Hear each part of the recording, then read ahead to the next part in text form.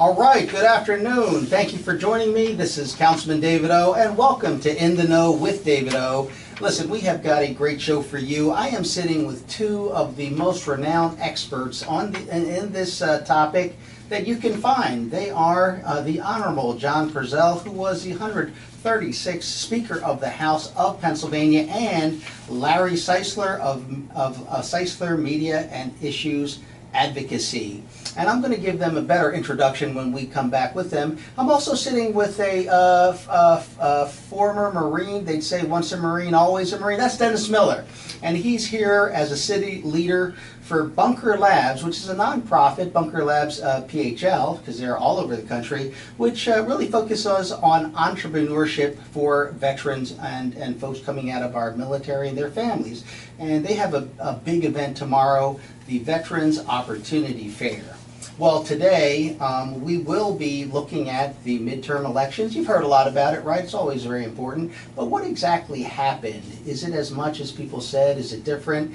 And so we'll talk with John Perzel, Larry Ceisler, about what happened in the midterms, what didn't happen, and what it means, and what the predictions are for the future.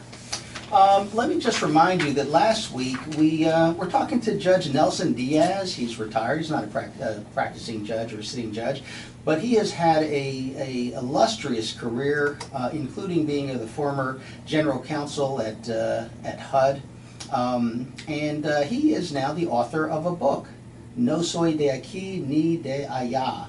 Not from here, not from there. And we also spotlighted Vincent Thompson, president of Thompson Media Man Communications, and congratulations to him on his Lifetime Achievement Award. And then we talked to Joe Conyers, co-founder of Project 440, and they had their college fair for musicians at the Kimmel Center. Great event, so listen, I was there. I went there to present a citation, and I took note because I got 4 little kids, and you need every bit of money you can to pay for college these days. And the reason I mention it is if you want to check out that show or even today's show around 4:30 or 5, you can get the podcast by going to www.dbam.com. Of course, www.dbam.com. You can listen to today's show, last week's show, and all our other shows. Right now, let me thank our show sponsor. Without them, we wouldn't be having our informative guests, and that's Weinerman Painting Wellness. They're located at the Land Title Building, 100 South Broad Street on the 18th floor. They do a great job of helping people get back to as full a life as possible, rehabilitating themselves from injuries, accidents, that type of thing. So if you need to check out someone about your rehabilitation or someone you know, check out Weinerman Pain and Wellness. Well, let me just briefly tell you so we can get right to the topics. John Perzel, he has served from 1978 through 2010 as a member of the House of Representatives, representing the 172nd District in Northeast Philadelphia. He served for 4 years as a Speaker of the House. He served as Majority Leader of the Republican Caucus and as Republican Whip of the Republican Caucus, and other positions, including he was a member of the Delaware River Port Authority. Larry Ceisler from Ceisler Media is a highly respected, well-connected figure in politics and media whose opinions and expertise is sought by many large corporations, nonprofit organizations, and decision makers. As the principal of Ceisler Media and Issue Advocacy, he has directed the game plans and winning strategies for many clients, from Fortune 50 companies to startup nonprofits. And so I welcome both of you gentlemen to the show. Thanks for being here. Great to be here. Thank you very much for having me. All right. Well, let's start with this, and I'll start with Speaker John Perzel. Blue wave or not? Well, it depends on how you want to look at it. But if you want to look at it historically, if you just take the Pennsylvania Senate, the last 3 elections, that would be 18, 16, and 14, you average it out, there's been a 5-seat switch in each one of those years. 18, 5, well, when you average it out. Then you take the House, the average number, like in the 70s, the average swing was 14 seats. And then, since '06, the average has been 7.2. The Democrats picked up 12. And during the Obama years, they won 12 in '08, and they lost, the Republicans picked up 13 in 2012. So you can see those kind of numbers have happened not just once, but several times. When you look at the United States Senate, the average over the years is about 5 seats that change hands. If that's correct, and I know it is, I went onto the website to look it up. This time around, if everything goes the way the way everyone thinks it's going to go, they'll probably have 52 seats, 51 for sure. That's a major switch of just one seat. What, they have 52 before the elections? 52. Yeah. 52. Right now they're at 51. So if they pick up the one in Florida, that gives them 52. If they don't, they're still at 51. It's a loss of 1 seat. When truthfully, if you look at the averages, and it's online for everybody to be able to look at, there's been a swing of 5 seats any one of the last several elections in all the even years over the last 8 or 10 years. So, when you look at that, there was a change. The Democrats did a fabulous job in candidate recruitment. They caught the year of the woman, and a lot of the people, particularly the Democrats, wanted to vote for women, and they recruited a lot of very, very good women candidates. You got to give them credit there, but the Republicans aren't slow. I'm sure they'll catch up by next time, looking around for better women candidates than they may have had this time. But I think it was just a swing election. If the president does real well, in next year's in the 2020 election, then we pick a bunch of those seats back up, which has happened by both parties over the years. The Democrats have picked them up, the Republicans have picked them up, depending upon the top of the ticket or a midterm election, which is what we just had. And I think you'll see the averages swing back the way they were. Okay, before I let Larry Ceisler chime in, let me just tell our listeners that as far as the numbers I have, no leadership change in the Senate.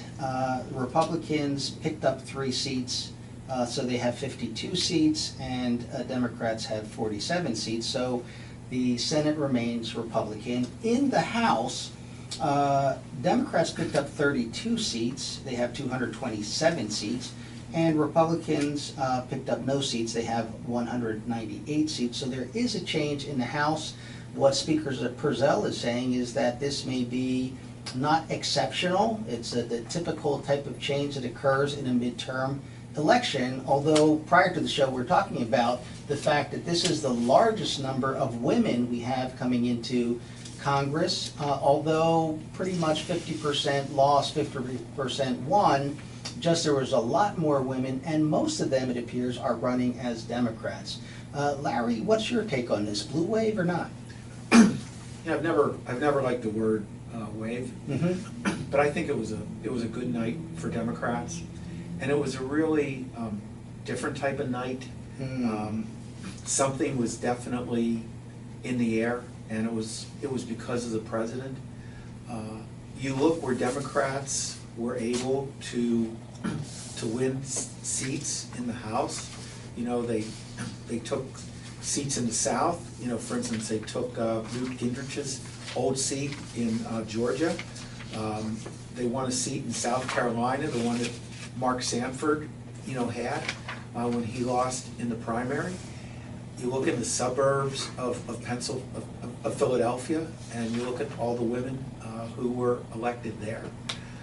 And then on a state level, you look at the state Senate seats who were picked up. I mean, some good Republicans lost Tuesday night, Right? and they lost because they were Republicans.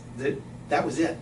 Some of John's former colleagues. You look like a person like Kate Harper. We do a lot of environmental issues at our firm, and Kate Harper was always one of the first calls that our firm would make. You look at in the state Senate, a fellow like John Rafferty, who just 2 years coming off of an attorney general's race, but there's a state senator that was responsible for a lot of legislation, especially like infrastructure legislation. So there's something deeper going on there, and it's a pickup from the 2017 off-year elections, which Republicans always do well in. But again, if you look in the suburbs of Philadelphia, for the first time, Democrats won row offices in Bucks County, Chester Right. County, Delaware County. Delaware County you know, used to have this powerful Republican machine just a few years ago. And, you know, there's not much left. So I think that there was something more, you know, going on, you know, Tuesday night and is continuing today. Well, let me ask you this, because as far as we know right now, and I'm hopefully have the up-to-date information, there are 23 Democrat governors, 26 Republican governors, and 15 states undecided at this point in time.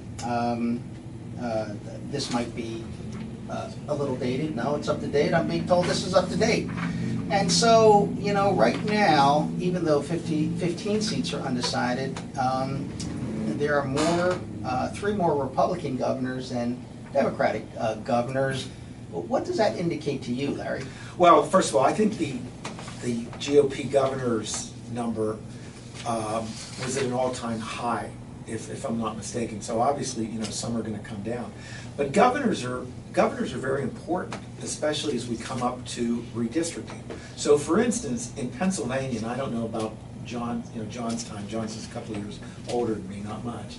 But the Republicans always had this advantage because the governor in the redistricting year was always a Republican.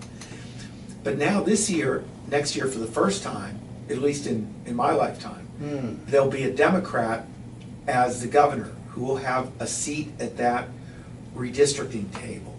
So that means a lot in terms of fair districts. But the governorships I think that people are looking at is you look at Wisconsin, that went to a Democrat. Pennsylvania, you know, obviously, you know, has one. And then there's let's see, what was the third one? Michigan. Right. So those are states that Donald Trump won by very, very small margins. So now you have Democrats winning the governorship, and also in those states, the Democrats won for the Senate also. So that's not a good sign, I think, for the Republicans, you know, going into the presidential election. But where governors really make a big difference is in the redistricting for the congressional seats. Speaker, what do you have to say about that? Larry's got a valid point. When you do the House, particularly, well, in Pennsylvania, it's there's 5 members of the commission. The House Democrats and Senate Democrats pick one. The House Republicans and Senate Republicans pick one. That's 4. It's a tie. And those 4 are to agree on a 5th person. And if they can't, then the Supreme Court picks. With the redistricting, there's no doubt that having the governor does help you in the reapportionment. In Pennsylvania, they had the Supreme Court. They didn't need the governor. But in some of these other states, what you're seeing right now is Larry's correct. There'll be a deal made. I'm not sure who controls the House. And it was in Wisconsin. It was the Republicans. In Michigan, it was the Republicans. I don't know. And so was Minnesota. So there'll be some kind of compromise forged between the two. But if they didn't have the governor, then it would be drawn. They obviously would be drawn more Republican than they would Democrat. As with the Democrat states, they'd be drawn more Democrat than they would be Republican. And that's the nature of the business that Larry and I, or what I was in and Larry still is in. And whoever wins the governorship generally will have a lot more say in who the congressional district, what they'll look like for the next 10 years. You know, I want to kind of get into both of you the discussion about the policy, the direction of the country, government, messaging, and all that. But to start that off, let me kind of throw this out, you know, to just get your reaction. Everyone talks about how aggressive and negative people are towards people who don't share their opinion. More and more so, maybe thanks to Facebook, Twitter, social media, but people are just so much more nasty or uncivil, it appears. And there seems to be, at least verbally or vocally, a greater polarization of voters. Are we seeing in these results more polarization, if it's not Democrat versus Republican, the issue of, for example, the women running for office and voting versus men? Do we see greater differences in generation or socioeconomic position, business people versus employees? What does the vote, if anything, does it indicate, or are we reading too much into it? The way I look at it, when you really look at the maps and what occurred, the Republicans kept the United States Senate, and the Democrats picked up the U.S. Congress by a better margin than I would have expected that they could have done it, but they did win. So what message are they sending if they're keeping one party in charge in the Senate, one party in charge of the House? It tells me they didn't like a lot of the president's tweets, but other than that, they kind of like the policies that are out there, or they wouldn't have been able to pick up the United States Senate. So I think a lot of people earlier in the day when you saw the voting going on were angry about what was going on in Washington. They didn't like all the things they saw about the president, and they voted accordingly. And I think that the Democrats did a better job of recruiting women for the congressional districts and for the House districts, to be honest with you. And I think that will change next time around. I like to tell people I'm educable. I may not always know what's going on, but I look forward to try to make a better decision as you go forward. Mm-hmm. I wouldn't make those decisions now, but there are other people that will. And there's never ever underestimate your opposition. The Democrats are just as sharp as the Republicans are. Well-known names here in Philadelphia and the state of Pennsylvania, and we're going to continue speaking with them about the midterm elections and reading the tea leaves, what's up ahead, and what's up with the messaging. But right now, I'd like to introduce you to Dennis Miller. Dennis Miller is a city leader for Bunkers Labs. He served in the Marine Corps as a platoon sergeant. He started his own business, and he continues to serve in a variety of capacities here in our region, assisting and helping veterans. Dennis, welcome to the show. Good afternoon, Councilman. Appreciate you having me on. Tell our listeners, Bunker Labs, what is that all about? So Bunker Labs is a nonprofit organization in the Philadelphia area and around the nation that's kind of built to help veterans and military spouses succeed in business. So if you start at the idea phase all the way out to the venture capital phase, we try to help you figure out how to get from what level you are to the next one.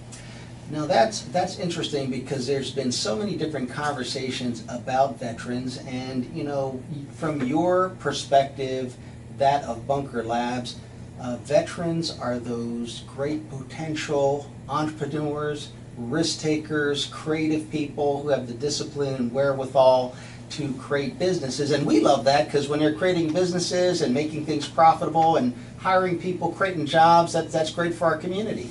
That's correct. And if you look back in history, after World War II, veterans owned and operated, about 50% of the veterans either owned or operated a business. So those folks also spawned the baby boomers.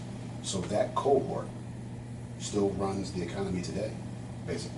Right. So if that happened then, why can't we recreate that same atmosphere here now?